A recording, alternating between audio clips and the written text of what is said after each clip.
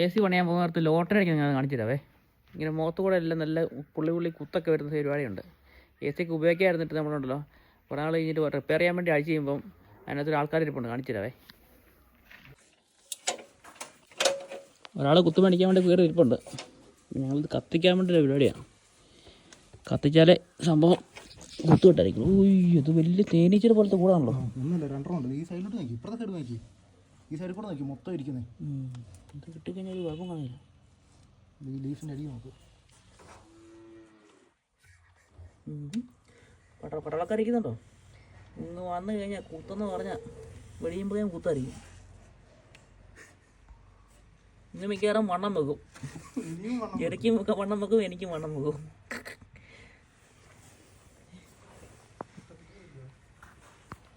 ചെറിയ 70 കിലോ ഉണ്ട്, 80 കിലോ എന്നാണ് പറഞ്ഞത്.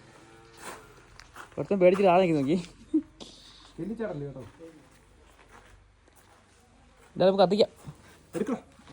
ഹെൽമെറ്റ് വെച്ചിട്ട് കത്തിക്കാം. കൈ കുത്തുമല്ലോ. കൈക്കിട്ട് കുത്തുന്ന സമാധാനമുണ്ട്.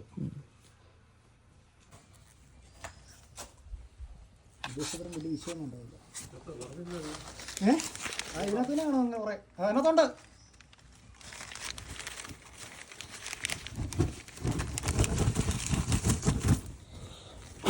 കൈ പൊടി.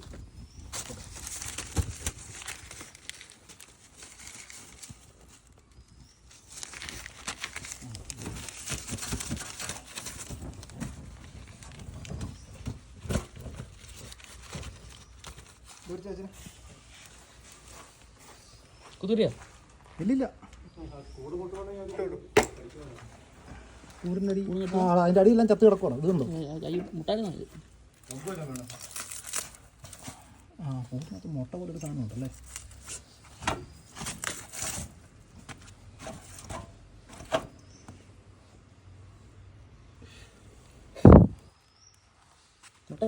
മുട്ട വിരിയുന്നു. എടുക്കോ. ഈ പ്ലേറ്റ് ചൂടാടാ. പ്ലേറ്റ് ചൂടാ.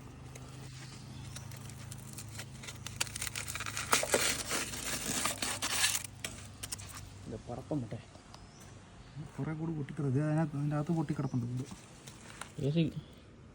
നോക്കിയില്ലാന്നല്ലോ, മൊത്തം കുത്തും കിട്ടിയാണ്.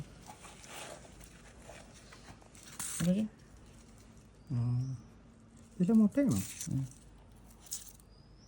ഇത് വേറെ ജീവനുണ്ടോ ഈ മുട്ടയ്ക്ക്? ഇത് തന്നെയല്ല പാവം. ഇതുണ്ട്, ഇത് അനങ്ങുന്നുണ്ടോ? കുത്തു കിട്ടുന്നുണ്ടോ തോന്നല്ലേ? അല്ല, എന്നാലും കുഞ്ഞുങ്ങളല്ലേ, അനങ്ങുന്നുണ്ടോ പാവങ്ങൾ? വീട്ടിൽ കൊണ്ട് വളർത്തിക്കോ. വിരിയട്ടെ. നോക്കി കച്ചനെ, ഇത് കിടന്ന് അനങ്ങുന്ന നോക്കി. ഇതിനകത്ത് കിടന്ന കുറേയേറെ മുട്ടകൾ.